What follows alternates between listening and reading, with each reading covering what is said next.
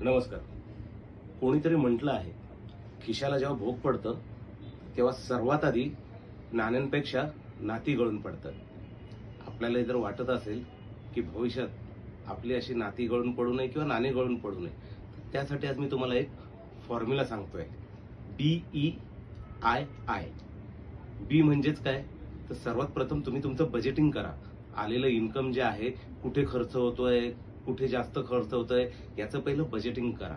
त्याच्यानंतर E stand for emergency fund. सर्वात महत्वाचा तो आधी करून घ्या, नाही तर एखादी इमर्जन्सी आली आणि त्याची जर तरतूद नसेल तर तुमचं पॉकेट खाली होऊ शकतं.